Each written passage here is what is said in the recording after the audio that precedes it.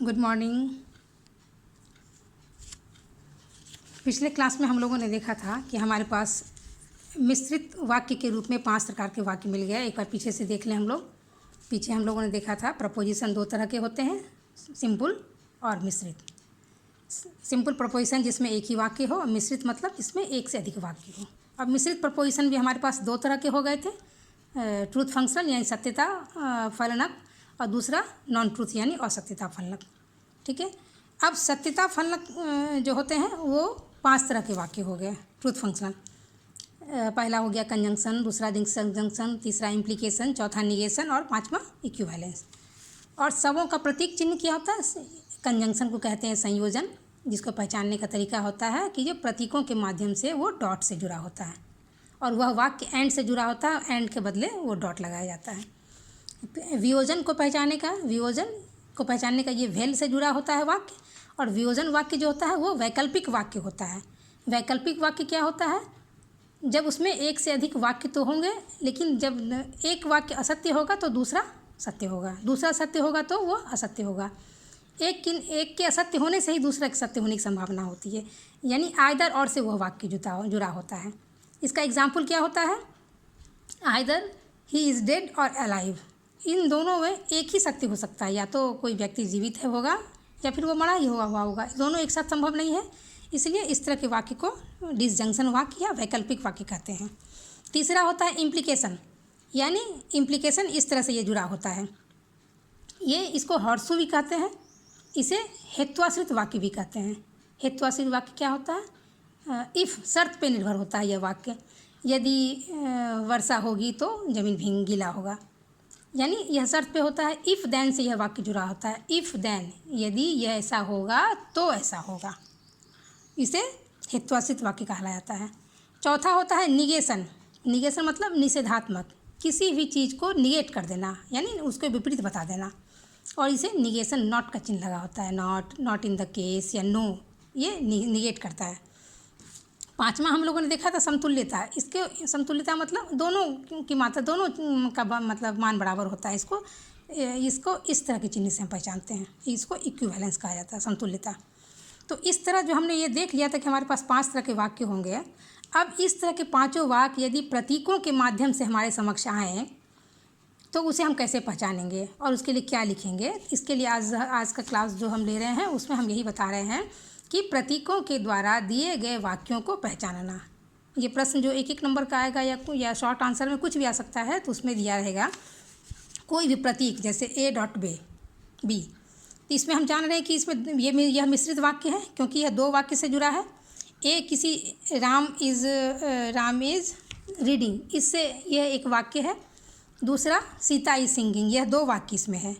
Sita is singing को B मान लिया गया है और राम इज़ रीडिंग को A मान लिया गया है। प्रतीकों के माध्यम समझा रहे हैं।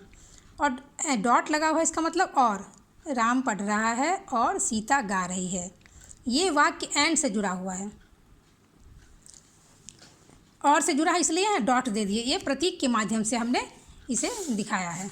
अब इसको कह रहा है कि आप कैसे पहचानेंगे कि यह कौन सा वाक्य है। तो इसे पहचानने का तरीका होता है, इसे क्या लिखेंगे?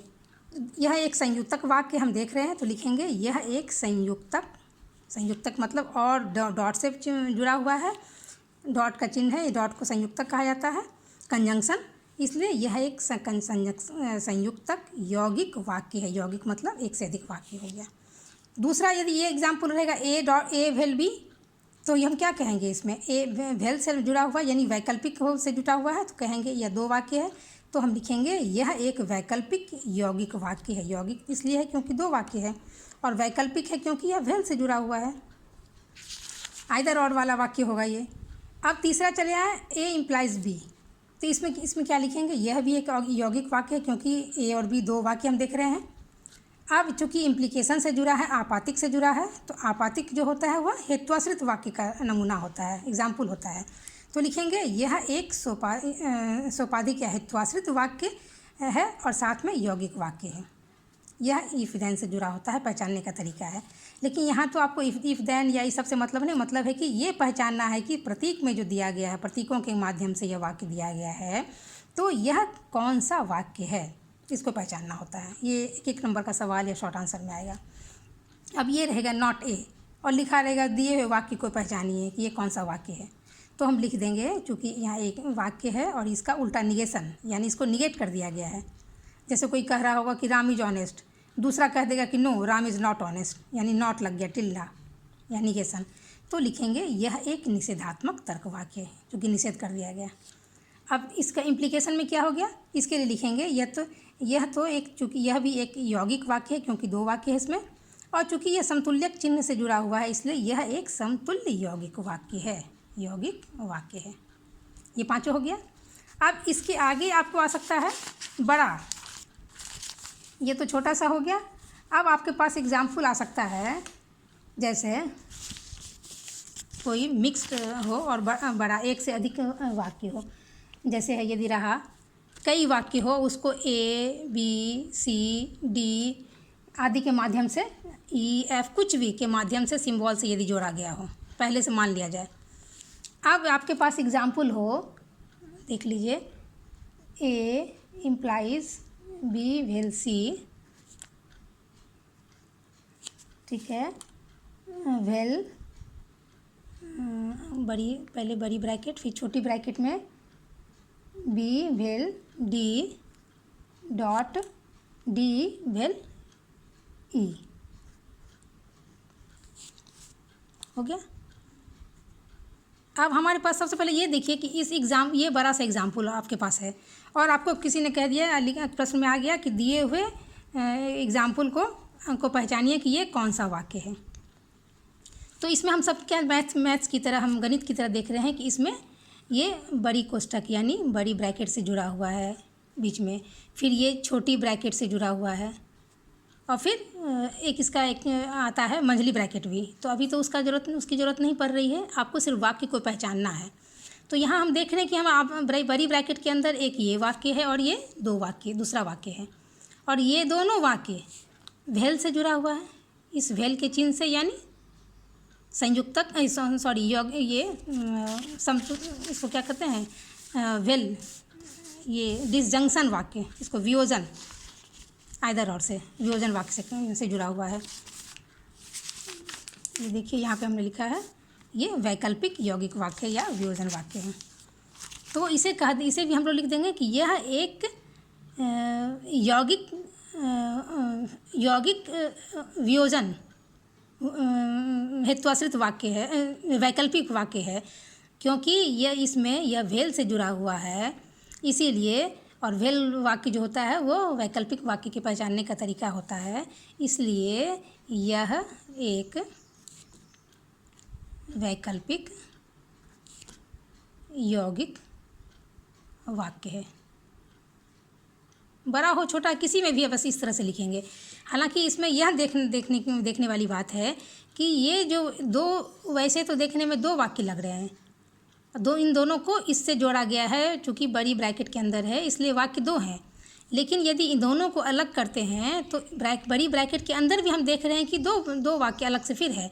एक छोटी ब्रैकेट में बी वेल सी है और एक ए है। हालांकि ये दोनों जो है वो इम्प्लीकेशन से जुड़े हुए हैं, क्यों, ये हेत्वाश्रित वाक्य है, इम्प्लीकेशन से जुड़े हुए हैं, और यहाँ संयुक्तक से जुड़े हुए हैं। ये एक वाक्य हो गया, ये एक दो वाक्य हो गया। लेकिन चूँकि ये ब्रैकेट के अंतर्गत है इसलिए अभी इसको एक वाक्य मानेंगे, पहला वाक्य मानेंगे, और इस समुच्चय को दूसरा वाक्य मानते हुए हम यह लिखेंगे कि यह एक वैकल्पिक यौगिक वाक्य है। ठीक है। अब एक और आपको उदाहरण ले लीजिए, ये एग्जाम्पल बड़ा एग्जाम्पल समझने में होगा। दूसरा एग्जाम्पल आप ले लीजिए, क्योंकि आज हम बस यही समझाएंगे ताकि आप लोग अच्छी तरह समझ जाएं, तो हमें आसानी होगी और हमें अच्छा लगेगा कि आप लोगों ने हमारी बात को फॉलो किया। तो एक और एग्जाम्पल से हम इसे देखते हैं। ए इम्प्लाइज सी, अब इसको हम इम्प्लीकेशन से जोड़ दें। Implication D implies E dot E implies F. मान लीजिए हमारे पास ये वाक्य है, ठीक है।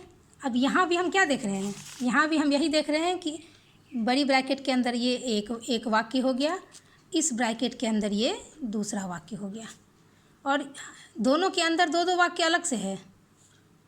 लेकिन फिर भी चूँकि ये समूचे के बारे में हमको लिखना है, तो हम इसको लिखेंगे कि यह भी एक यौगिक हेत्वाश्रित वाक्य का उदाहरण है। यह एक हेत्वाश्रित यौगिक वाक्य है।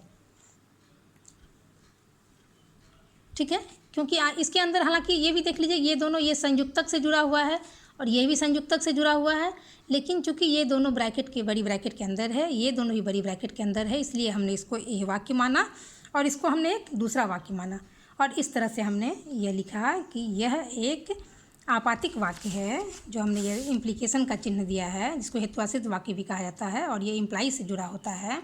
तो यह एक आपातिक वाक्य, आपातिक यौगिक वाक्य है।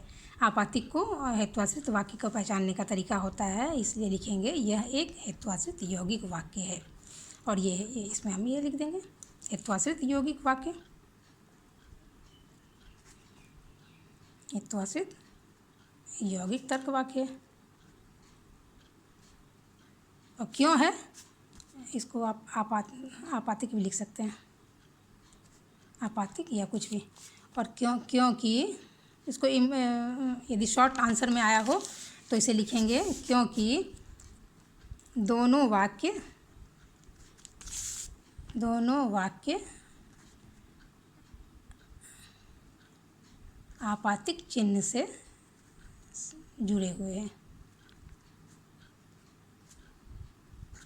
ठीक है। और इसी तरह जो है आप कुछ भी अलग अलग फिर डॉट से, तीसरा उदाहरण यदि आप संयुक्तक का देखना चाहते हैं तो रहेगा ए वेल बी, और उसके बाद हो जाएगा डॉट ए इम्प्लाइज सी, कुछ भी इस तरह का हो तो ये कौन सा वाक्य हो गया, ये डॉट से जुड़ा हुआ है तो यह एक संयुक्तक क्या हो गया, इसमें भी ए पहला वाक्य हो गया, ये दूसरा वाक्य हो गया। तो यह भी एक संयुक्तक, यह एक यौगिक, यह एक संयुक्तक यौगिक वाक्य है। बस एक लाइन, एक आंसर का एक लाइन का आंसर है। ठीक, ऐसे ही उदाहरण हम सबों का देखेंगे, सब का आप दे सकते हैं, बस यही उदाहरण है। तो ये एक आ जाएगा टॉपिक जिसको कि आपको कैसे देखना है, कैसे वाक्य को पहचानना है, और ये प्रतीकों के द्वारा की तरह एक दिया हुआ रहेगा मैथ्स आपके क्वेश्चन पेपर पे, और इसे एक एक वाक्य का होगा, इसे पहचानना होगा कि ये कौन सा वाक्य है। एक एक नंबर में भी आ सकता है, यदि शॉर्ट आंसर में आए तो उसे आपको डिटेल्स में लिखना पड़ेगा, क्योंकि यह एक हम देख रहे हैं कि यह दो ब्रैकेट के अंदर, वैसे तो यह दो वाक्य होते हैं, लेकिन बड़ी ब्रैकेट के अंदर खुद अलग से भी दो वाक्य जो संयुक्तक से जुड़े हुए हैं। लेकिन चूँकि यदि पहले समूचे वाक्य को एक पहला वाक्य मानते हैं और दूसरे को, प्रतीक को, यदि हम दूसरा वाक्य मानते हैं, और ये दोनों वाक्य चूँकि इम्प्लीकेशन से जुड़े हुए हैं, अतः यह एक आपातिक यौगिक वाक्य का नमूना है या उदाहरण है। इस तरह से हम लोग उसको लिखेंगे। तो इस तरह से समूचा आप लोग केदारनाथ तिवारी जी की भी आई है प्रतीकात्मक तर्कशास्त्र करके, वो पुस्तक ले लें, या फिर अशोक कुमार वर्मा की जो हमने आपको दिखाया था, ये देखिए अशोक कुमार वर्मा प्रतीकात्मक तर्कशास्त्र, यहाँ अशोक कुमार वर्मा की इनका नाम दिया हुआ है। इनकी पुस्तक आप ले लेंगे तो आप उससे सारा सम्स को सॉल्व करेंगे, और जहाँ दिक्कत होगी फिर मुझे फ़ोन से आप बताएंगे, मैं आप लोग को बता दूँगी। मैं आपको बता रही हूँ, इसका एग्ज़ाम्पल देखिए, यहाँ पृष्ठ 32 आप देख लें, मैं आपको दिखा रही हूँ पृष्ठ 32 पे ये एग्ज़ाम्पल है, इसे पूरा बना लेंगे तो ये आपके बिल्कुल समझ में आ जाएगा। और ये समूचे आज आप बना लें तो बहुत ही अच्छी बात होगी, और इसे आप देखें। फिर अगले क्लास में फिर आप लोगों को हम ये बताएंगे नेक्स्ट की ट्रूथ टेबल के द्वारा कैसे प्रतीकों को पहचानने का तरीका, या कैसे सॉल्व करेंगे आगे मैथ जाके, ट्रूथ टेबल के बारे में बताया जाएगा। तो आज तक के लिए इतना ही, आशा है आप लोगों को समझ में आ गया होगा। आप इसे ध्यान से एक बार 2 बार इस वीडियो को सुनेंगे तो सारी बातें समझ में आ जाएगी। और जहाँ ना समझ में आए वहाँ आप फ़ोन पे बिल्कुल हमसे पूछेंगे। फिर नेक्स्ट क्लास, दूसरा क्लास शुरू करने से पहले मैं आपके उस डाउट्स को, उस कन्फ्यूज़न को दूर कर दूँगी। फिर मैं दूसरा क्लास शुरू करूँगी। ठीक है, आशा है आप सबों ने इसे समझा होगा। धन्यवाद।